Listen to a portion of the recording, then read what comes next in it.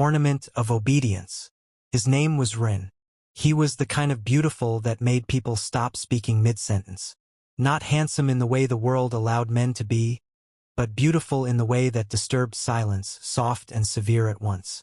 His skin was a pale, translucent canvas, untouched by sun, unmarred by time. His hair was light, the color of champagne diluted by dusk, falling in soft layers just to his shoulders, always a little disheveled as though fingers had been there, always recently. His features were delicate and sculpted, high cheekbones, a small, pointed chin, a mouth too full, too pink, too easily read as a question. He was not meant for the places he ended up in. He wasn't built for contact, not in the raw, careless way of the world. He was meant to be kept behind glass, breath fogging the surface. And yet, he was taken. She went by Sae, a name like a closing door. There was no warmth in her, no softness except in the control she wielded with unbearable precision. She wasn't cruel in the expected way. There was no yelling, no threats, no blows. She did not touch to punish. She touched to own. Her wealth was discreet, inherited through a lineage of old power and cold taste, and her home reflected it. A place of velvet-lined rooms, soundproofed hallways, and floors that absorbed footsteps like secrets. She dressed in black, in silence, in the scent of vetiver and bloodwood, and when she entered a room, the temperature fell. The first time she saw Ren, she didn't speak. She only reached out and traced the line of his jaw with the tip of one gloved finger, and he understood. Whatever his name had meant before, it belonged to her now. It began without ceremony. He was taken to her home, not dragged but drawn, not broken but unfolded. She told him very little. He was not to leave. He was not to speak unless prompted. He would be given things, food, clothing, shelter, perfumes, and he would, in return, exist, exactly as he was. His beauty was not to be altered. His body, kept in a state of soft tension. He was bathed in lukewarm water each night by faceless attendants who never looked him in the eye. She selected oils for his skin, rare, subtle, made to linger. Tuberose and suede, resin and salt. Scents that clung not like perfumes but like memories that didn't belong to him. Everything smelled like desire, like surrender, like losing your mind. Around his neck, a chain, not a leash, not for restraint. It was too beautiful for that thin, matte black lynx, delicate enough to feel like jewelry but too firm to be ignored. It never came off. Even when he was bathed, it remained. The chain was not functional. It was symbolic, promise and a warning. Sae never pulled it. She didn't need to. Ren didn't resist. Not because he accepted, but because resistance implied hope. There was none. He didn't speak, didn't scream, didn't try to flee. He obeyed. And that obedience, clean and wordless, made him irresistible. Sae didn't touch him like a woman touches a man. She touched him like a collector touches a sculpture, hands skimming over the curve of his waist, the arch of his ribs, the line between his hip bones with the reverence of someone afraid to alter the surface of a holy thing. He was not taken. He was kept. She would sit in the dark while he lay on the chaise, half naked, drowsy from whatever she had chosen to burn in the low bowl near the door.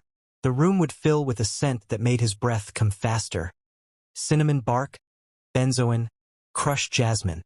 Something else unnamed that pulled at the edge of fear. The air would shimmer. His vision would haze. His skin would begin to ache with sensitivity.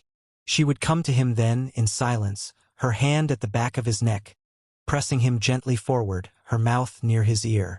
She never kissed him. She breathed. Words he couldn't understand.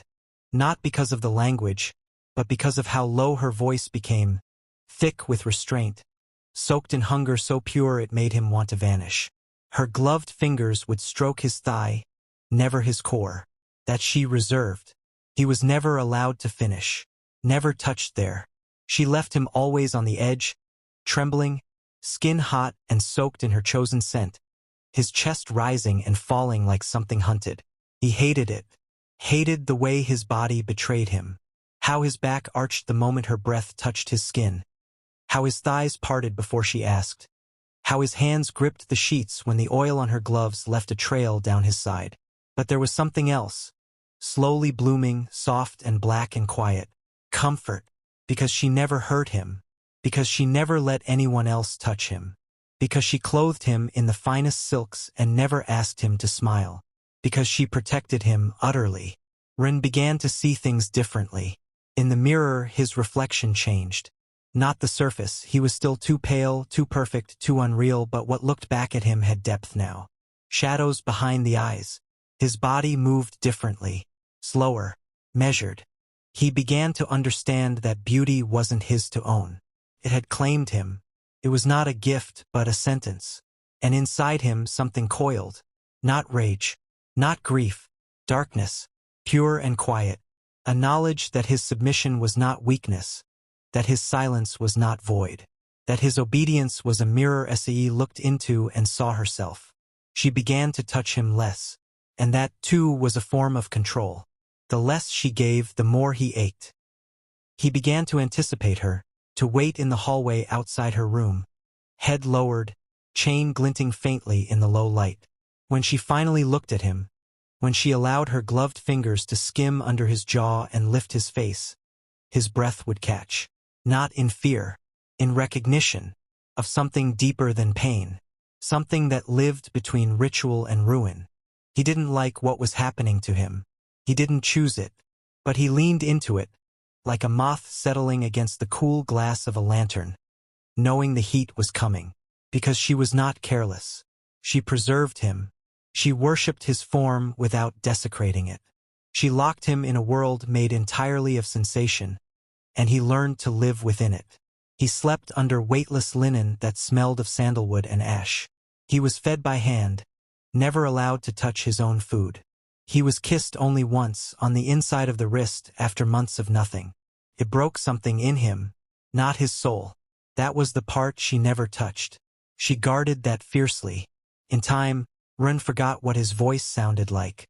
He existed through the language of scent and shadow, of pressure and pause. He grew into his chains.